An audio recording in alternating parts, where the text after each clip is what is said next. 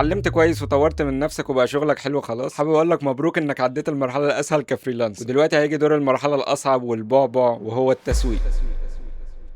من اكبر الكذبات اللي ممكن تسمعها في المجال ده هو ان الشغل الحلو بيبيع نفسه. في الحقيقه الشغل اللي بيتباع هو اللي بيتشاف. في الفيديو ده هقول لك على 5 حاجات لازم تعملهم لو عايز شغلك يجيب فلوس بجد. في الاخر هقول لك على اهم غلطه انا شخصيا وقعت فيها وخسرتني شغل كتير. فيلا نبدا باول حاجه لازم تعملها، وهي انك تفهم ان التسويق اهم من الشغل الحلو. بس ازاي يعني؟ انت تقصد اني اتعلم تسويق وما اتعلمش جرافيك ديزاين خلاص كده؟ تعالى نفهم الجزئيه دي كويس قبل ما تحكم باي حاجه. في ناس كتير ممكن بيقول ان انت لو فريلانسر فهي 30% تصميم و70% تسويق. 30% دي ما تعتبرهاش قليله خالص، لان انت برضو لازم يكون شغلك حلو يفيد العميل بنسبه معينه. فانت مثلا بتوصل للليفل ده من التصميم، وبعدها بقى بيجي دور التسويق وهو اللي بيكون المرحله الاصعب بقى. تعال ناخد مثال مثلا كده، نقول ان واحد مصمم شاطر مثلا نديله 9 من 10، فهو ما بيشيرش شغله ولا بيسوق لنفسه وسايب شغله كده وبيبقى زعلان ان ما بيجيلوش عملاء، فهو مش متشاف انما شغله جامد قوي. نيجي بقى على الجنب التاني، واحد مثلا شغله حلو برده بس اقل شويه من المصمم الاول، يعني نقول 6 من 10، بس هو بيشير شغله ومتشاف وبيعرض نفسه وعضلاته ومش عارف ايه، وشوف التصميم ده قبله وبعده وكده، فده متشاف. فاي عميل مثلا شاف وعجبه شغله بنسبه معينه هيكلمه على طول ويتواصل معاه ويشتغلوا، اهو كده جاله شغل على طول. فهي دي الفكره اللي انا عايز اوصل لها. فممكن حتى ناس ممكن بيكون مستواهم اقل من كده بكتير، يعني قول 3 من 10 مثلا ولا حاجه، بس معاهم عملاء كتير، والعملاء عادي ممكن يكونوا راضيين، هم مثلا مش عايزين حاجه عاليه، هم عايزين على قد الكواليتي اللي هو بيقدمها. هو الفكره ان عرض نفسه بس، فانت ما ينفعش تقول ده ازاي ده مع عملاء اكتر من ده مع ان ده شغله احسن. فهي دي النقطه اللي احنا بنتكلم فيها، ان مش معنى ان ده عنده عملاء اكتر ومشهور اكتر يبقى ده احسن. يعني في الاول وفي الاخر طبعا لازم تفهم ان ده رزق وكل واحد بياخد رزقه، فاحنا طبعا بناخد بالاسباب. بس الحاجه التانيه معانا بقى، وهي انك مش لازم تبقى لكل الناس. النقطه دي في ناس كتير فاهمها بالعكس، ان انت لما تخصصاتك بتكتر يعني انت كده عليك الطلب اعلى. فتعالى في النقطه دي افهمك الفرق بين اللي بيعمل كل حاجه والمتخصص في مجال معين. تخيل معايا كده لو عينك وجعتك لا قدر الله، وفي دكتور بتاع كل حاجه ب 100 جنيه، ودكتور متخصص عيون ب 1000 جنيه، فانت اكيد بالعقل كده مش مضحي بعينك، فهتروح للي ب 1000 جنيه وهتكون راضي جدا عادي. اهم حاجه ان عينك تكون تمام. انا اكيد مستني اللي في الكومنتات اللي يقول لي لا انا اروح لابو 100 جنيه عادي مش فارق معايا. ده برضه عامه تفكير بعض العملاء، ان انا ادفع قليل ومش فارق معايا النتيجه، لولا ان ممكن لو دفع 1000 جنيه يديله النتيجه احسن من اللي دفع 100 جنيه. ودي انا اوصل لها بعدين، بس المهم يعني، فالمهم انت لو مصمم عام بتاع كل حاجه، فانت وزعت مجهودك على كذا تخصص، فاكيد الكفاءه بتاعتك مش هتكون احسن لو تخصصت في حاجه معينه. يعني زي انا مثلا حبيت تخصص الثامب، فانا بدات فيه واتعمقت فيه جامد، وطبعا مع الوقت لما دام انت مركز في حاجه واحده مش هتبقى مشتت كده، وهتبقى مركز في حاجه معينه، فهتلاحظ تطورك بوضوح. يعني فانت لو بقيت متخصص بمجالك ومعروف بالمجال ده، فبعد كده هتطلب انت بالاسم على المجال ده. يعني مثلا حد يجي في دماغه الثامبنيلز يقول لا انا اروح اكلم كذا، فبقيت انت معروف بالثامبنيلز على طول. هتقول لي طب ما انا ممكن ابقى بعرف اعمل حاجات تانية، هقول لك عادي، بس الافضل تتخصص مثلا في حاجه معينه. يعني في حالتي انا الثامبنيلز، وناس كتير لما شافوا فيديوهاتي في الثامبنيلز وكده دخلوا كلموني على بوستات السوشيال ميديا اعملها لهم وكده، وانا ما كنتش نزلت حاجه للبوستات السوشيال ميديا. بس هو لسه طبعا الثامبنيلز هو الاساسي، بس طبعا بتنزل المجال ده لو حد مثلا عجبه شغلك برده ممكن بيدخل يكلمك. فخلاصه النقطه دي برده بالراحه عشان نقفلها. انت هتشوف مثلا المجالات كلها اللي موجوده وهتميل مثلا لمجالات معينه، وانت بعدين واحده واحده مثلا تحسك لما بتعمل لوجات بتكون مبسوط وبتحس نفسك بتبدع شويه وما بتاخدش منك وقت، وممكن لما بتعمل ثامبنيلز بتحسها لا رزل ما بحبهاش، يبقى كده مثلا الافضل تتخصص لوجوهات او كده. وبس كده بسيطه يعني، ما تقلقش. تالت حاجه بقى معانا النهارده، وهي انك ازاي تنشر شغلك صح. الاغلب لما حد يقول له سوق لنفسك يكون في دماغه ان هو ينزل بوستين على الانستا والفيس وكده، ويكتب في الكابشن ارخص سعر في مصر وينام ويبقى مستني بقى ان هو يصحى على تليفونات العملاء بقى. واكيد طبعا ما حدش هيجي بالسرعه دي. فحابب اقول لك ان هو في طريقتين ان انت تنشر شغلك بيهم. الطريقه الاولى وهي الطريقه المباشره، اللي هو زي ما بقول لك بتنزل تصميماتك عادي وتكتب مثلا تفاصيل المشروع او صوره قبل وبعد زي اللي ظاهره لكم دي اللي انا بعملها. الطريقه دي مباشره، اللي هو لو حد مثلا بحث عنها ممكن اظهر له في محركات البحث او كده. دي طريقه انت بتنزلها كده عشان تدعم الطريقه التانيه، وهي الطريقه الغير مباشره، ودي الاهم طبعا بالنسبه لي، وهي اللي يعتبر جابت اغلب العملاء ان ما كانوش كلهم. يعني غير مباشر ازاي؟ يعني انت تعمل فيديو تحكي فيه ازاي عملت التصميم ده، او تحكي تجربه حصلت لك مثلا وانت بتصمم، او تقول تريكايه عملتها عجبتك مثلا، او مثلا تعمل ملحقات او هدايا للمصممين. فانت دلوقتي هتيجي تقول لي انا حاسك في الطريقه الغير مباشره انت بتستهدف المصممين اكتر مش العملاء. بنسبه كبيره هقول لك بس كده كده محركات السوشيال ميديا لما تلاقي عميل مثلا بحث عن صمنيلز يوتيوب، فكده كده هتعرض له فيديوهات الصمنيل ان كان انت مثلا بتشرح التصميم ده عملته ازاي او تجربه او كده. هي طبعا هتظهر له، بما انه مهتم بصمنيلز اليوتيوب وهو عايز مصمم يعني، فيخش يتواصل معاك مثلا يسالك عن السعر او كده. فهو ده بنسبه كبيره اللي بيحصل. فهو نصيحه مني يعني لازم تعمل محتوى وتعمله بطريقتك انت، وتحاول تبدع وتزود من عندك، وتشوف مثلا الناس اللي في نفس مجالك بيعملوا ايه وتزود انت حاجات من عندك. واي حد طبعا لو شاف شغلك او عجبه طريقتك هيخش يتواصل معاك على طول. ونصيحه مهمه في النقطه دي، فكك من شغل جروبات الفيس وان انت انت تخش تبعت للناس على الدي ام وكده، لان الطريقه دي حتى لو جابت فيا مش شايفها طريقه احترافيه خالص ان انت تعمل بيها براند لنفسك، لانه لازم كده كده العميل لو شاف شغلك وعجبه بيخش يكلمك على طول. نيجي بقى للنقطه الرابعه والنقطه مهمه جدا وناس كتير بتتجاهلها، وهي انك لازم تعمل بورتفوليو منظم لشغلك، لانه لو جالك عميل من اي حته فهو بيحتاج برضه يشوف شغلك في المجال اللي هو عايزه عشان برضه يستريح ويبقى بيطمن وهو بيدفع فلوس. فاكيد لو جه مثلا قال لك ابعت لي شغلك، مش تبعت له لينك الانستا الشخصي بتاعك اللي فيه صور ليك مع اصحابك وكده، ومثلا نزلت عليه شويه تصميم جرافيك وشويه مونتاج وكده، انه يدخل يتوه من كل الكلام ده فمش هيكمل معاك. فتعمل ايه بقى؟ الطريقه الاولى ان انت تعمل صفحه مستقله، اللي هي مثلا صفحه انستا على الفيس تسميها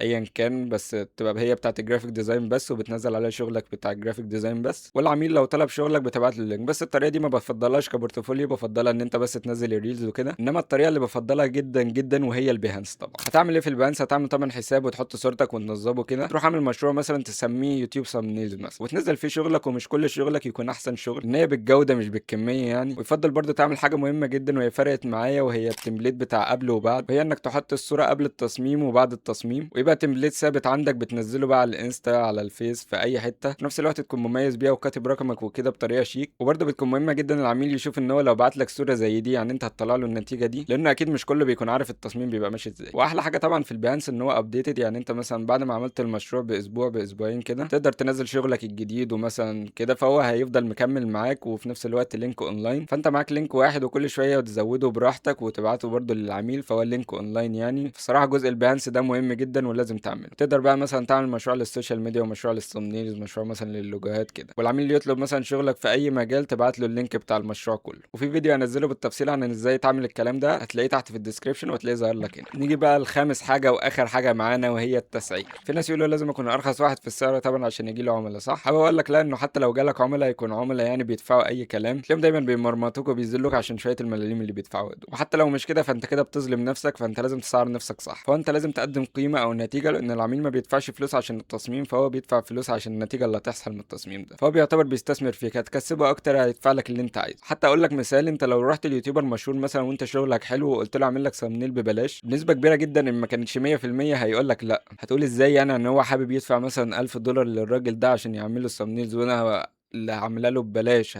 هيرفض. هقول لك كده كده عشان اللي بيعملها له ب$1000 خليها 1000 جنيه، عشان $1000 كتير. اللي بيعملها له ب1000 جنيه فهو بيكسبه اكتر بكتير من ال1000 جنيه، فهو ما عندوش مشكله ان هو يعملها له ب1000 جنيه عادي. انما انت هتعملها له ببلاش فمش هتطلع النتيجه احسن حاجه، فمش هتكسبه يعتبر، فانت كده خسرته. فالخلاصه خلي دايما في دماغك ان الفكره انك هتقدم لي ايه، مش ان سعرك كام. واخر نقطتين دول هم دول اللي كنت بعملهم عشان كده خسرتني شغل كتير، وهي ان ما كنتش عامل بورتفوليو خالص ومحتاج العميل يصدقني ان انا بعرف اصمم. تاني حاجه بحاول دايما اكون ارخص سعر وبعمل ببلاش عشان يعني يجي له عملاء. وتاكدت طبعا ان ده غلط، وانت ما تعملش اي حاجه ببلاش لان ده شغلك ووقتك، وانت لما بتكون واثق في نفسك ومش مقلل من نفسك ده بيدي ثقه للعميل وبتحسسه انه اختار صح، وحتى لو دفع فلوسه فهو مش خسران خالص. فبس كده عايزك تكتب كل اللي ناقصك في ورقه كده، وما تلومش السوق خالص، لوم دايما نفسك وطور من نفسك وشير شغلك صح زي ما قلت لك. ولازم تصبر، اهم حاجه لازم الصبر الصبر الصبر يعني، لان ممكن العميل يجي لك بعد شهر او شهرين، او ممكن يجي لك بعدها بيوم على طول. ما تقارنش نفسك بحد ولا تستعجل، خد وقتك خالص في التعليم وفي كل حاجه، وربنا يوفقك ان شاء الله. ولازم طبعا تفهم ان كل دي ارزاق يعني. فبس كده اتمنى الفيديو يكون فادك، ما تنساش اللايك وسبسكرايب وفولو على الانستا،